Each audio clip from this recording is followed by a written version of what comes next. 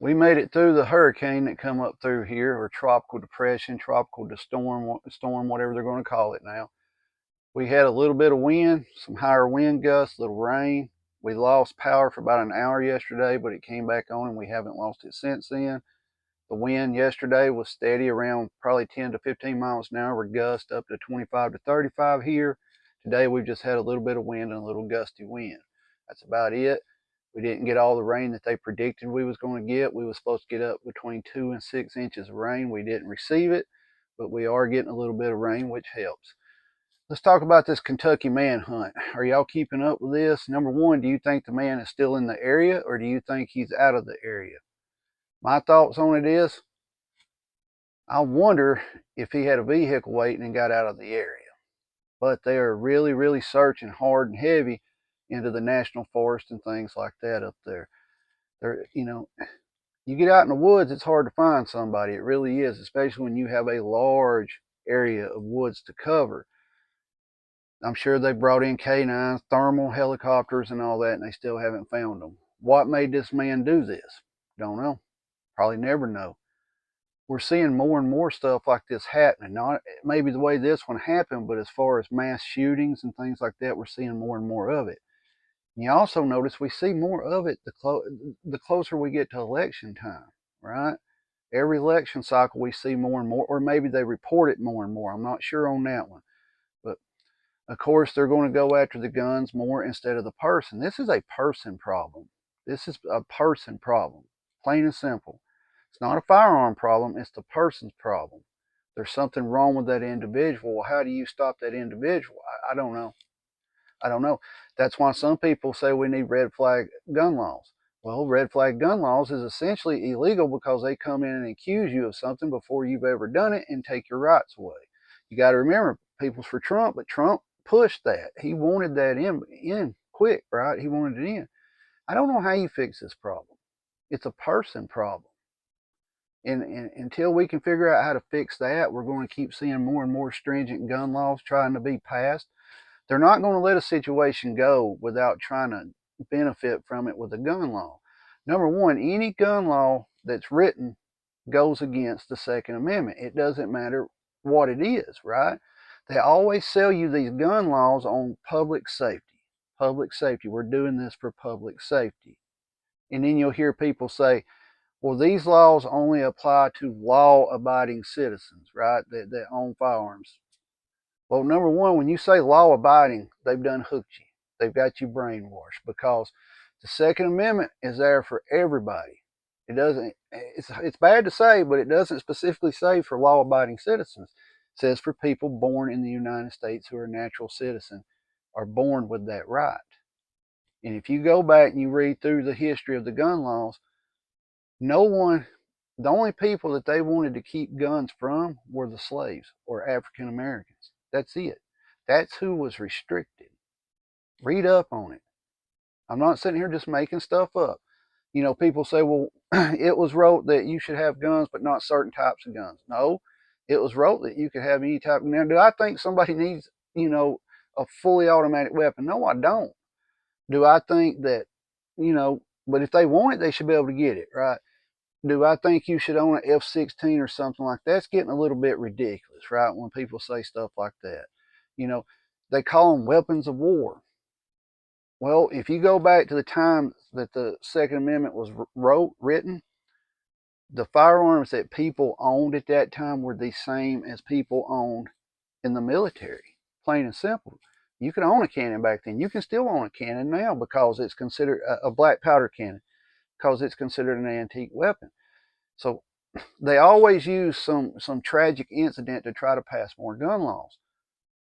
In any gun law wrote, it goes against the Second Amendment. And if you say, law-abiding citizens, they have, excuse me, they have brainwashed you. It does not say that in the Second Amendment. It's very clear. The Second Amendment is for all people born in the United States, right? Natural citizens. You're born with that right. Plain and simple. It doesn't say or, and, or but in it. The only laws they've ever passed since then is to keep slaves and African Americans from owning firearms. Read up on it. I tell you all the time, read your history. Number one, I think that was wrong. You got to look at the times and the situation back then and why they were doing that. They were afraid they were going to get overthrown by the slaves back then. Guys, I firmly believe everybody should walk around with one on their hip. That's plain and simple as it can be. You should walk around. Do I think you should conceal carry it? No, I don't. And people say, well, then you're drawing attention to yourself. Somebody's going to pick you out if they're going to do something. Well, if everybody was carrying firearms, you would have a very rough couple years here, right? Probably. With a lot of shootings. Eventually that would slow down because they know that person, everybody's armed. There's a higher consequence if I do something. And, you got all these gun-free zones and things like that, But what gets me is the people that are against it. People owning firearms, AR-15s or anything like that. They're against it. But when they need somebody, they want to call somebody that comes with a firearm. They want to call the police, right? Police show up with firearms.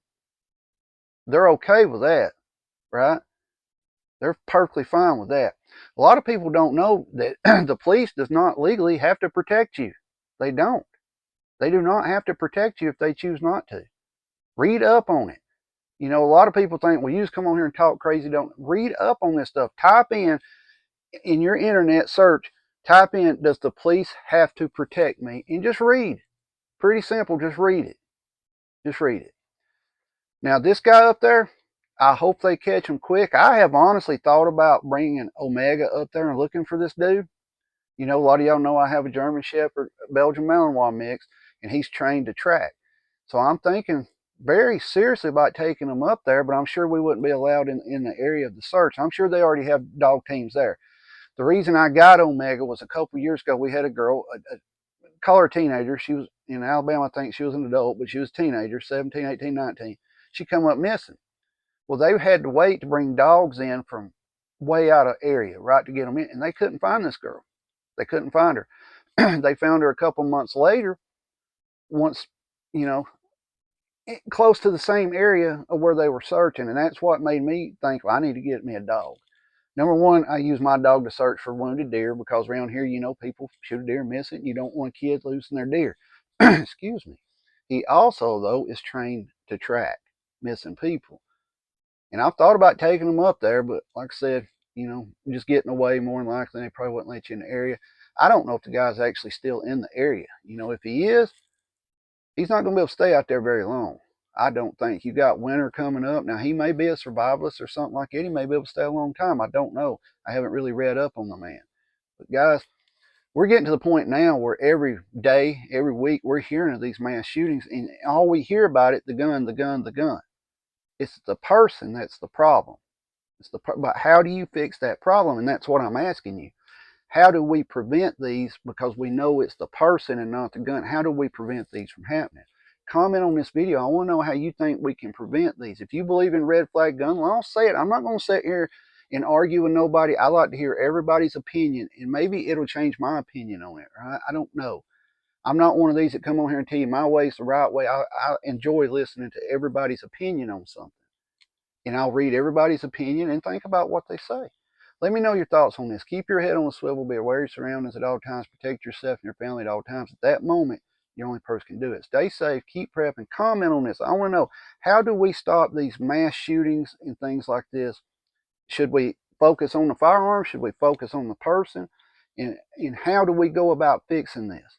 Or stopping it altogether, I should say. How do we go about that? And do you believe that the Second Amendment is written not for everybody, but only law-abiding citizens? Let me know your thoughts on that. Stay safe. Keep your head on a swivel.